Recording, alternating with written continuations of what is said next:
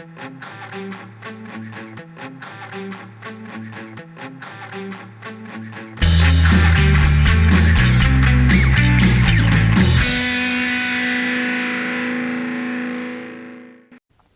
and welcome to Recruiter 360 TV with me, Toby Babb, and today delighted to be joined by Graham Palfery-Smith. Graham, how are you? I'm very well indeed. Thanks for having me. Thanks so much for coming on board, more than anything else. Pleasure. Look, we are blessed with recruitment royalty today. Yeah, your background spreads over many years. You've done everything in it. You've been involved in M&As. You're an ambassador. You're a chairman. You're everything else in between. in between. Tell us a little bit about your background.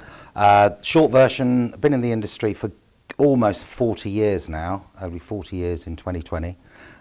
Started as a desk recruitment consultant in what was the old EDP or WP.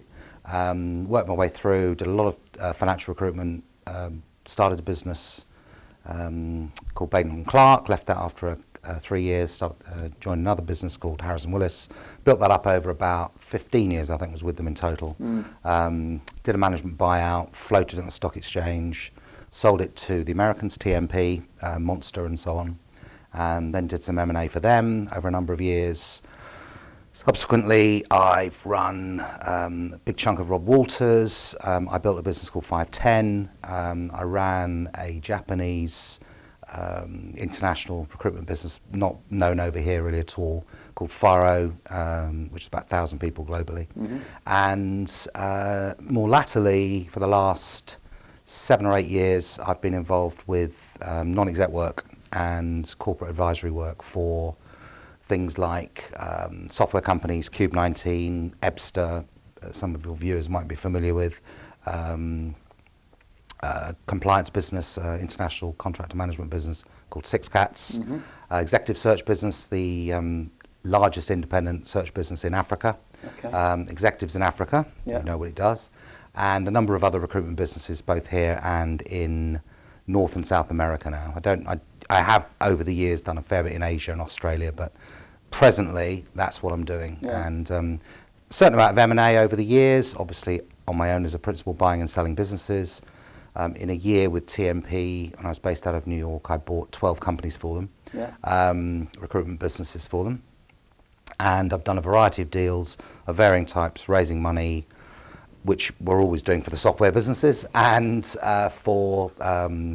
I'm a member of, I have been on the board of APSCO for a few years, and the recruitment network and so on.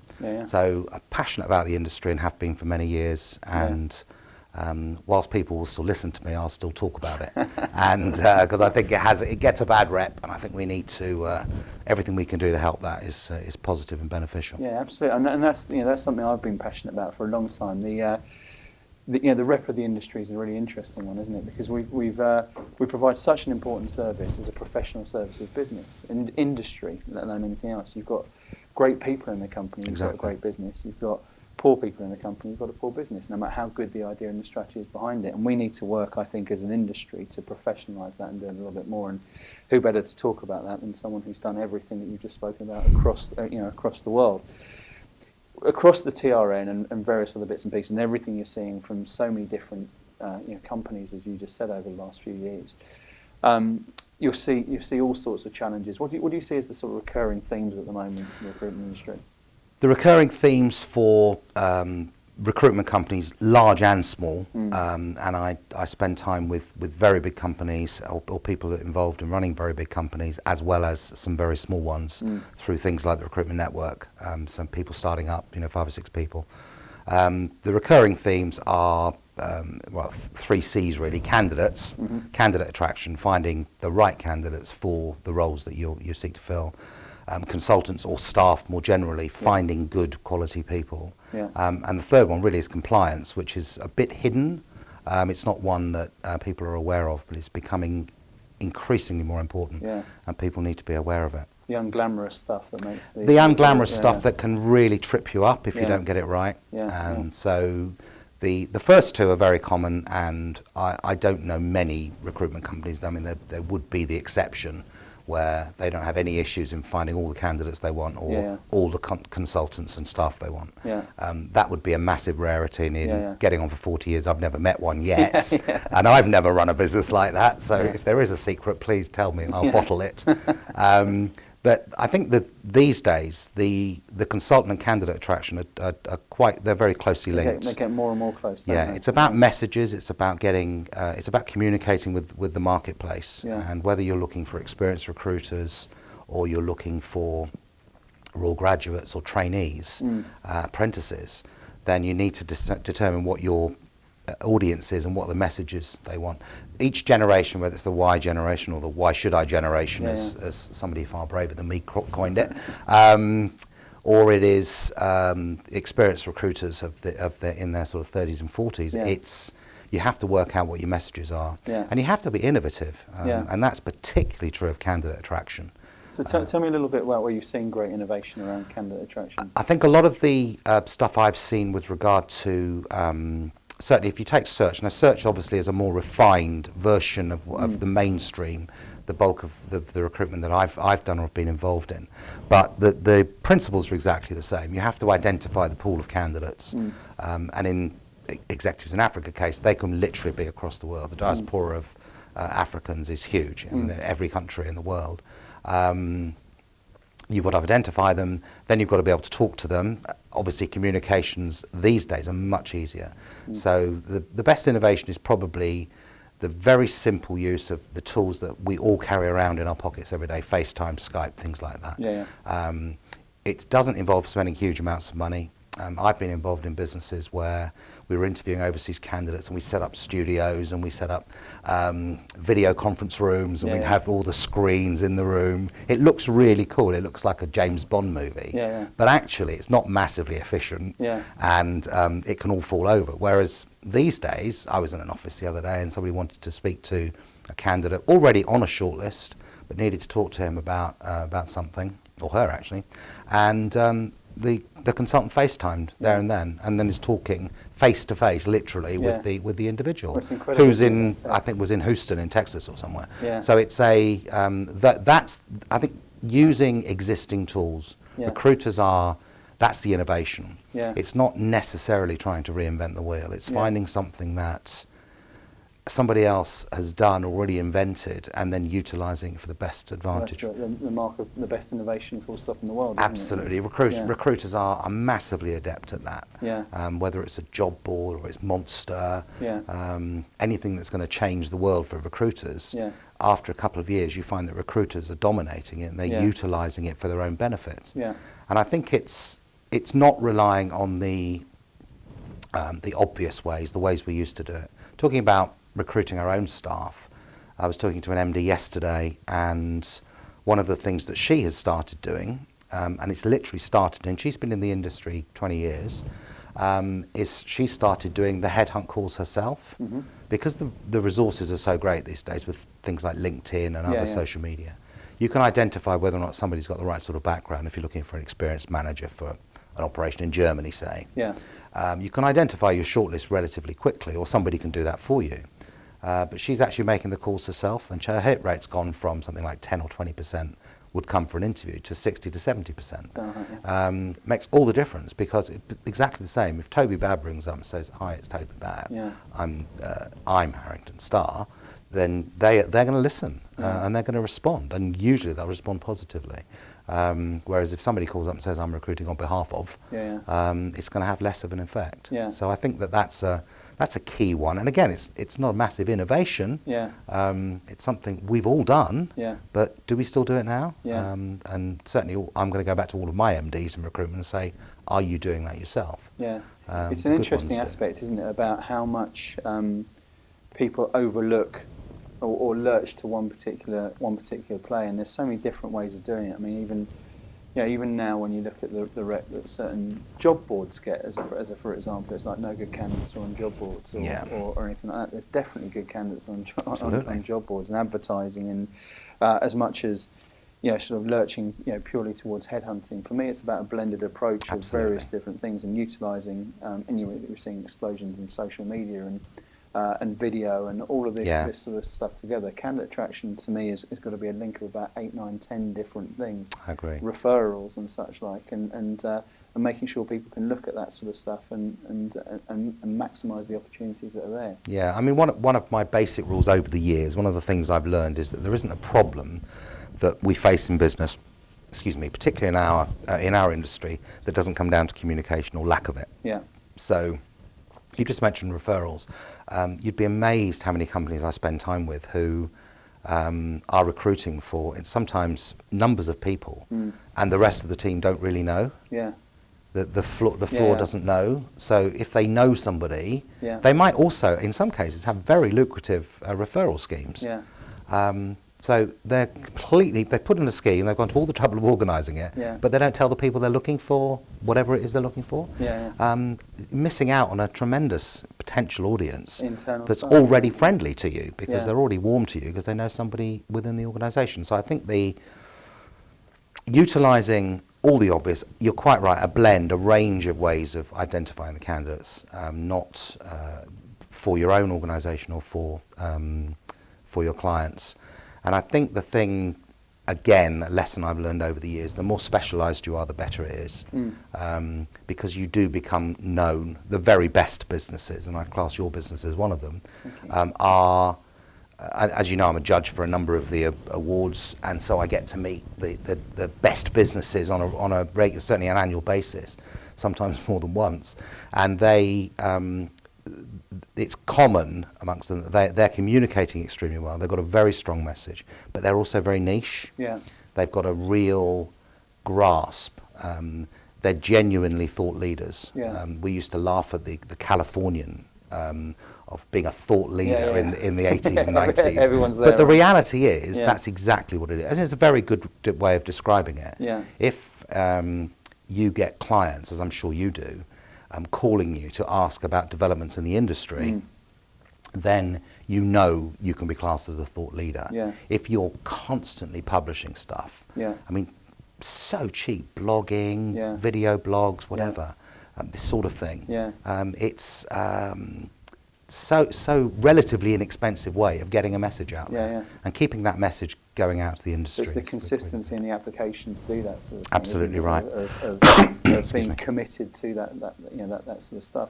It's interesting, the thought leadership thing. My take on it has always been, I always think back to the sort of Naked Gun sort of films and all that stuff, that sort of thing, where you have the shoe shine guy.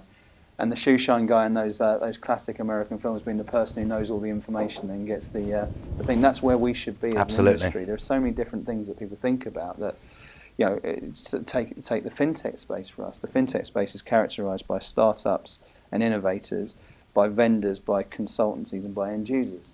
Now that's an ecosystem, and that ecosystem has all got information that's in each part of it that's relevant to each other. And if you can be at the hub of that sort of thing and provide information to each other to allow that to happen, that to me comes back to the very first point of the thing about the reputation of the industry, that you should be there as a provider, as a professional service. Agreed. As opposed to just the annoying mudslinging sales hoodlums. You can look at it. It's how can you put yourself in the centre of the conversation. You're quite right. I mean, in the very early days, in the pre-Baden and Clark days and very early Harrison Willis days, part of my introduction to the industry, because most of the people we interviewed in those days to come into the industry had no idea about it. They didn't know it. It was a very small industry in those days. Was the way I described it is, we're information brokers. We're professional information brokers. We have information about people looking for jobs and people looking to fill jobs. In our case, in the early years, in financial services. Financial services and UK and international businesses looking to expand their teams of accountants, effectively, financial control departments or whatever. And the information we had was way more than any other individual component within that marketplace, within that ecosystem, as you describe it. And it was trying to get people to realise that that's what they did. Yes, we sell, but then I believe everyone's selling all the time. We're selling now. So to me, it's a given. It's one of those things you are always doing, whether you realise it or not. But what we're doing is we're broking information, and we're utilising that information to help improve. And and without being too fanciful, we improve people's lives. I mean, the companies that I've run, worked in, or been involved with for the last number of decades have influenced thousands upon thousands of people's lives positively. Possibly some negatively as well. There are always going to be things that don't work out. But but huge numbers of people have been influenced positively. And if you think about the early days of, I mean, a direct example, when Goldman Sachs and JP Morgan came to the city just before the Big Bang, was this long time ago, 1987. Goldman Sachs had 12 people, JP Morgan had about 20. The eponymous Robert Walters was at one stage running Michael Page, and then obviously set up his own business. And I was doing Baden & Clark and then Harrison Willis around the same time, and we were friends and competitors, very, very keen competitors. And we effectively, when we looked back after a few years in the early 90s, we effectively had staffed those banks between us. I mean, other people had had a look in at various times, but we had put in hundreds of people into those organisations, which were then world-leading financial institutions. Operating out of London, you know, major London financial institutions. Exactly. So we'd had a big impact, positive impact on the corporates as well. So it is it's a very valuable thing we do, and we don't trumpet it enough. Why does that get overlooked? Why does that happen? I think the reputation of the industry as being worse than estate agents, worse than estate agents in the 80s, as I heard somebody say yesterday. That's our reputation, or was our reputation. Partly that. There are some poor practices. There are individuals within the industry, and I'm talking about people who run businesses as well as people who work in them, that don't necessarily display all the professional attributes that you would like and expect. So the small crop. There's a small, it's like any industry, I mean, or any environment. I mean, I don't believe that all politicians are out just for themselves, but there are enough out there that are obviously quite prepared to lie and tell complete untruths to get on, that the rest of them are tarred with the same brush. And I think that's what happens with our industry. And people always remember the bad things. They don't remember that it was very different, wasn't it? Back in even 2000, I think it was. In the late 90s and 2000 probably spread this gospel that sort of it was very difficult to shift. It is very difficult to shift, but it does change with time. More people. One of the best things that's happened is there are more people coming into the industry now, choosing it as a career. That know about it. That know about it. They know what they're looking for. They know the names of the companies. And I met a 20-year-old last year. The trainer I know, it's his daughter, possibly even his granddaughter actually, and she was interested in the industry, and she knew the major names in the sector she was interested in, which was fantastic, because that wouldn't have happened 10 years before. It's always, we fall into it, isn't it? That was always the way. Exactly. Oh, accidental, yes. You go in for a job and you end up getting interviewed. Yes, absolutely right. Do you think it will get to a stage where there are actually university courses for it? And yes. It becomes that sort of a career? I think we're very close to that now. Certainly it's something that APSCO looked at, and there is an MBA which you can do, which is, it only has about 36 places on it, and it turns over every 3 years, so it's effectively 12 slots a year, so it's quite hard to get on. That's with Cranfield, I believe. But it's not very well known because it's really hard to get. There are courses, a number of courses in the States, at schools, business schools as we would know them in the States. And I think that the professional institutions, the APSCOs, the RECs, I know they've looked at it, and they do look at it on a regular basis. And if you can get something which, as you say, is degree level qualification in this sector, where it will cover all the legal aspects, the compliance aspects, the HR aspects, there's a lot of that these days, as well as the good that it does as an industry, then I think that's extremely positive. It makes sense, doesn't it, that you train to be an accountant, you train to be a lawyer, you train to an extent, through business degrees for management consultancy and stuff. Absolutely. And you look at all of those as the professions, and our profession doesn't have that same sort of it doesn't. Requirements for entry. The other thing that the industry has looked at in the past is becoming chartered in some way.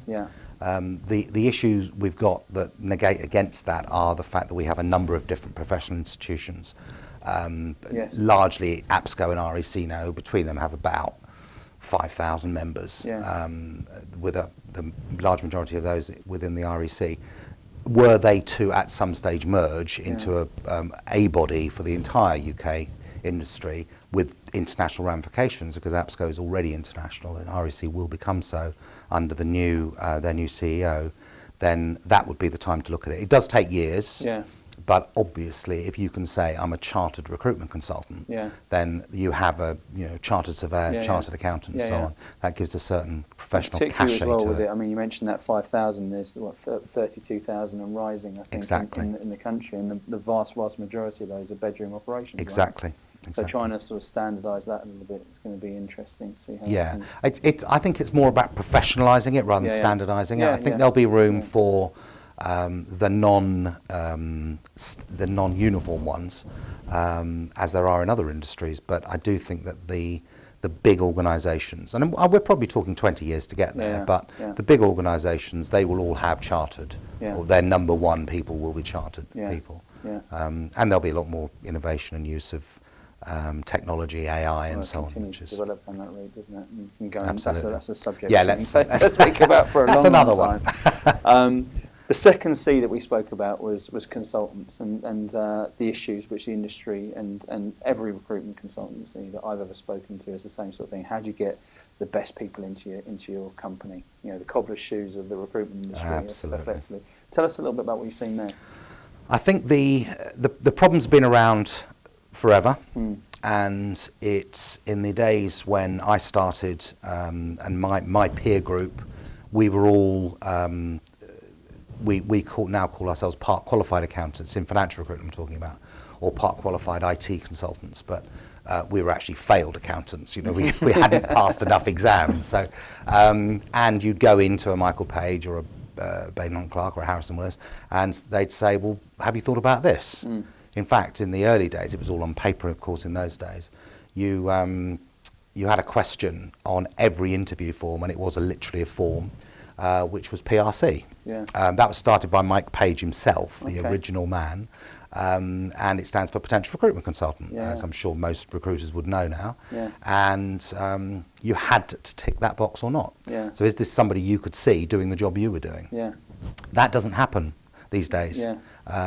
I've met a number of consultants in the very recent weeks, sat with teams, and it's just not a question they think of asking. Yeah. So you're not getting, if your candidate pool are not also potential consultants, how can you possibly hope to be a thought leader in the industry? Yeah. So I think innovating, but looking back at the things that used to work. Yeah. It's so often the case, isn't it? Yeah, exactly. And the cobbler's shoes thing is a really good analogy. It is so easy to lose sight of the fact you're a good recruiter, so obviously I can recruit for myself. Yeah. But it's a different ball game. Yeah. It's a different ball game. Your sales proposition is different. Your the quality of the people you have doing the interviewing. The example I used earlier on of the MD making the first call now, as opposed to a junior in-house or external rec-to-rec person. Yeah. Utilise all of those different avenues and don't let up. Yeah. You should always be recruiting. The very best organisations, without exception, are always recruiting. Yeah. And if they see a good person or a number of good people, they will hire them. They'll find a way to do it. They will find a way to hire them. I was reading your sort of bio a little earlier on, and it was 5 to 450 people. Yeah. Which has got to have been characterised by exactly the same sort of thing. Absolutely. So you'll have rolled the dice at various different stages at bringing a chunk of people because they come in clusters, don't they? It's never quite as linear as if only as you'd like it to be. Tell me about some of the things that you've seen with that. That particular thing, we started, that was over a period of a number of years, but the big growth spurt came when we did a management buyout for myself and 12 of my colleagues. We did a management buyout for a business which at the time was 226 people in total. And I know it was 226 because exactly 113, exactly 100 of the staff subscribed to buy shares in the buyout when I did it, because I announced it like a public offering. Yeah. When we floated 2 years later, we had about 450, and when we sold to TMP 2 years after that, we had about 650. Yeah. So we grew really, really fast, and we utilised every single channel you can imagine. And and some you couldn't. The common one, this is something that, I mean, Rob Baltus and I are very old school. And if you ever get him on here, and I'll try and persuade him to come and do it, he'll tell you, the people you meet, sometimes you meet people in life, and it can be a waiter, a barmaid, one of Rob's famous cases, a Porsche saleswoman, a guy in a shop in Edinburgh, selling glass. But they've got something. Yeah. And my personal belief about staff is there's far too much trying to recruit as you do for a client. Yeah. Clients, quite rightly, have very specific requirements. I think requirements for recruitment companies, for recruiters, there's only really three things that matter. And it's attitude, and attitude. Yeah. And that's not as trite as it sounds, because you can train for everything else. Yeah, yeah. It doesn't matter how old they are, it doesn't matter what gender they are, or sexual orientation, or it doesn't matter about anything other than the fact they want to do it. Yeah. They really want to do it. Yeah. And if you can get that, if you can see that spark in an individual. Yeah, for a myriad of different reasons. Precisely. As well, isn't it? They don't know they want to do what you do when you first meet them often. Yeah. And this takes me right back to the early 80s. Yeah. When you meet people and they've never thought about it. Well, I didn't know you could do that. Yeah. Well, you can, and actually it can be quite lucrative. And what's more, you might still find yourself doing it in 40 years and really loving it. Yeah. I mean, it's one of those things that gets in your blood, and it's really hard to stop doing it. Yeah. So my view is always recruit for that. Yeah. I do occasionally do some interviewing for some of my clients, generally the more senior people now. And the only thing I'm looking for, I'm not really interested in what their CV says. Yeah. If I'm getting to see them, they've obviously fulfilled the requirements. Yeah. What I'm interested in is what do they want to do? Do they want to do this? Are they hungry? Yeah. Are they asking lots of questions? Are they keen to understand and learn? Or are they a journeyman old hack who's been around for X years and never really gone above a certain level, gone in a circular career? I'll tell you some stories about that.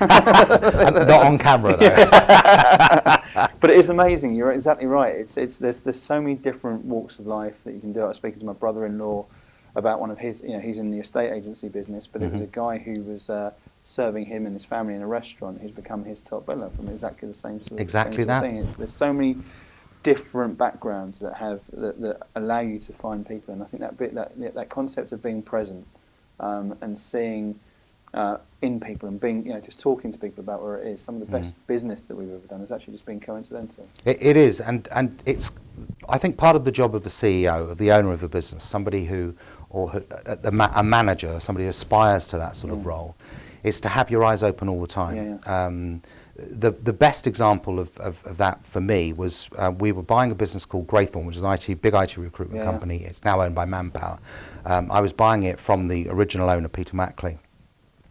And we went on one of the these pencil jets from Sydney because it was based in Australia, to Sydney to Brisbane or somewhere, and just a half an hour, 45-minute flight. And because of the tiny size of the plane, there was one stewardess, and she had to balance the people. And she spoke to Peter Mackley, who was dead now, rest his soul, but he was a very proper English gentleman, and he didn't like me spoken to by a mere girl, and who couldn't have been more than about, I know exactly, she was 22. She looks about 19.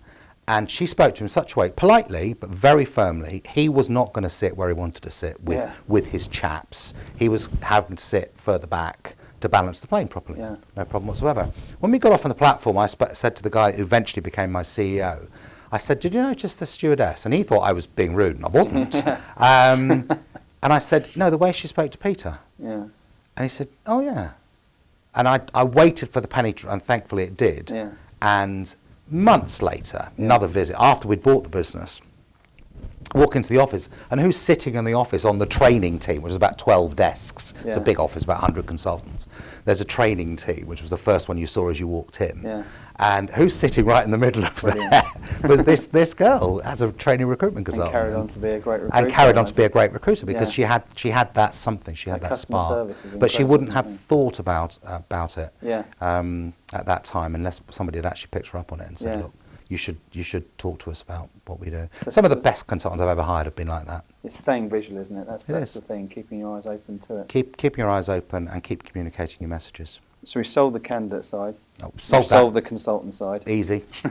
Talk to us about the compliance side, the hidden iceberg.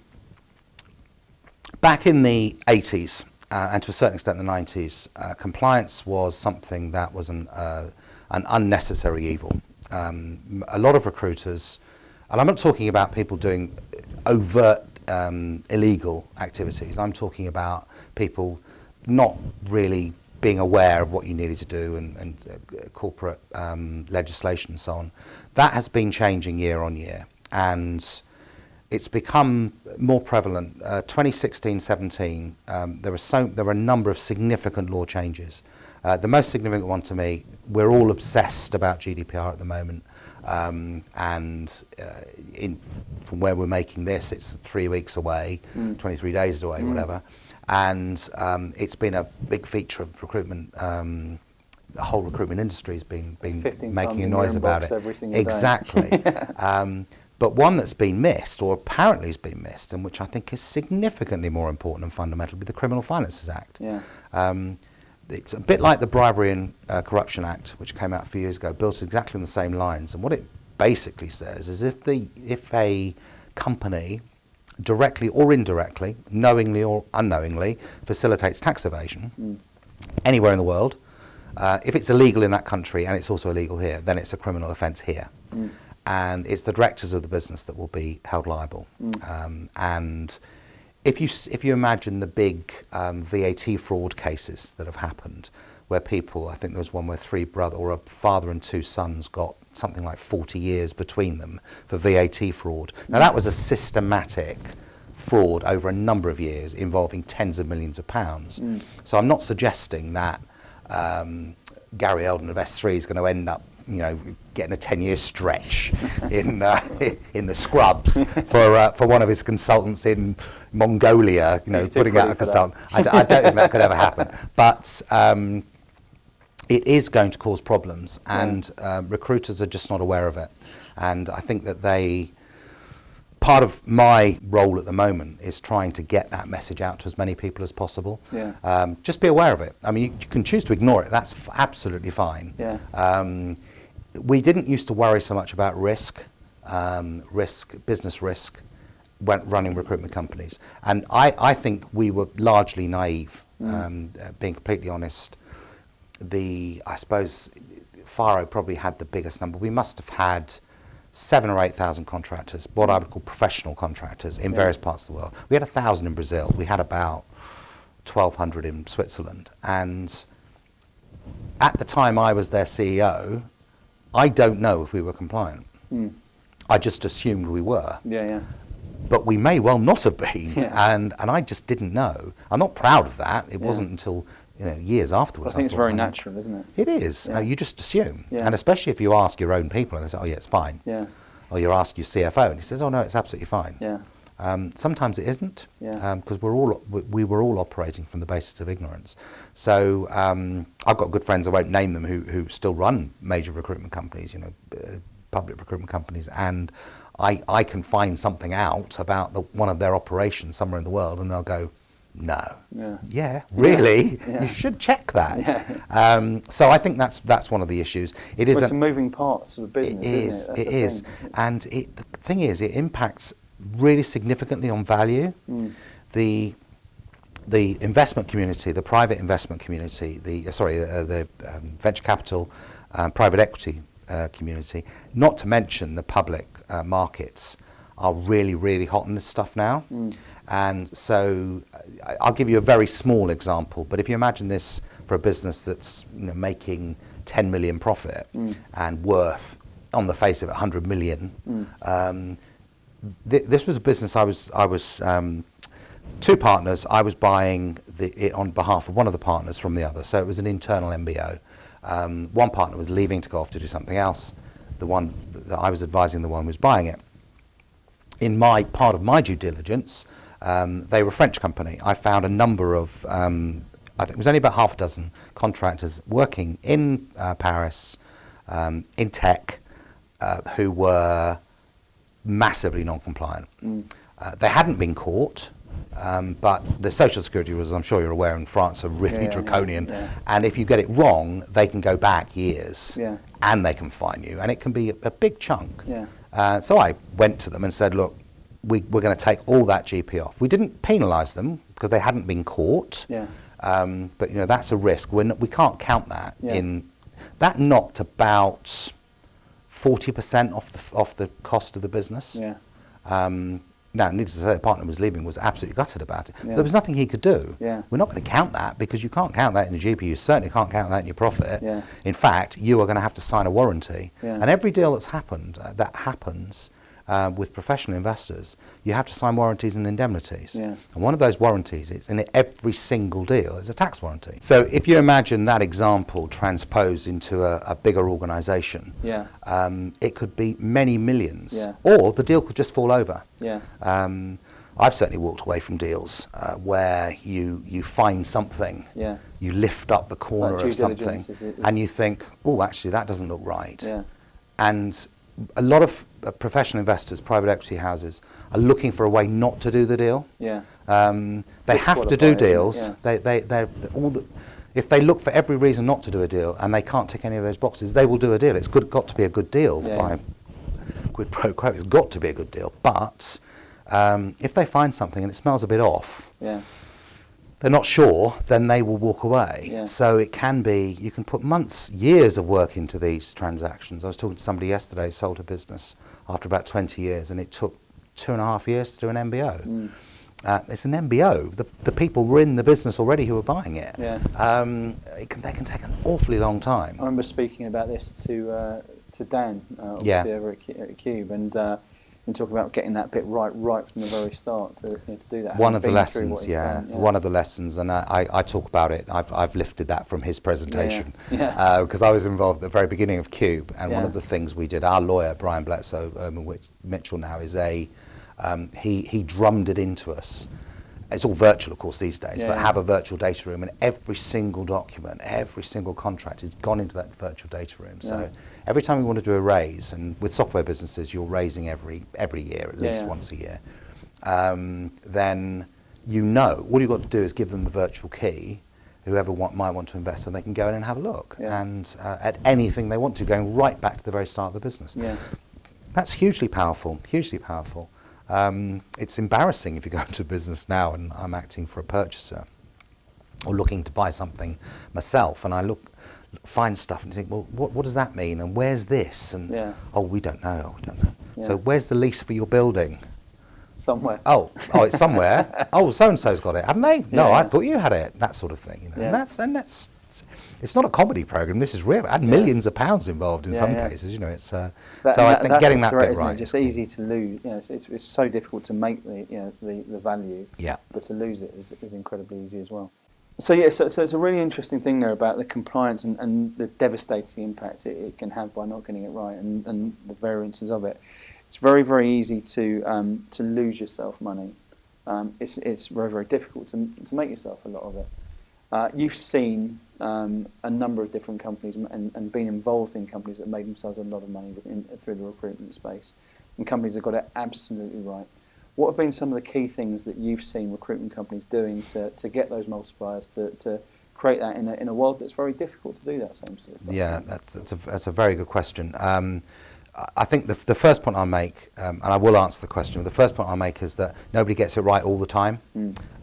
Every successful business, every successful person has failures. Yeah. And one of the best questions to ask somebody who's been very successful is, tell me about some of the things you got wrong. Because that's where you get your lessons from. You never learn anything by getting it right, because you just keep doing the same thing. In answer to the question, great people, good niches, and a vision of the future. Is the niche you're in something which has got longevity? Can you see it still being here in 5 years' time? That's been the hallmark of some of the big sales we've seen over the last 2-3 years. Absolutely, right? The consolidation you see in the sector generally is down to every transaction is driven by either greed, fear or ego, every single one, of all levels. And the fear is fear of being overtaken. We're going to do the deal now because in 5 years' time we might not have an industry anymore. or I've got to buy that business because I want to do. That's the ego one. Yeah. And the greed. Well, we own 50% of this market. I want to own 60% of this market. That type of thing. So I think what makes companies successful, really good people, working really, really hard on the managers. The key area is someone who manages people, the key level of person. And this can be anyone from a regional CEO in Asia to somebody managing a team of 2 people. And everything in between. Those are really, really key people. They have to be absolutely trained within an inch of their lives in terms of knowing what they should know. They have to have totally positive attitude about what they're doing.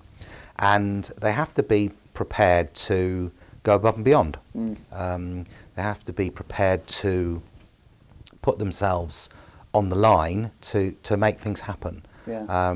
The niche aspect is extremely important. We talked about that earlier on, whether or not you're actually in a niche which has got longevity and which is something which is interesting and exciting, because you get interesting, exciting people in interesting, exciting sectors, whether they're recruitment consultants or the candidates and clients you're recruiting for.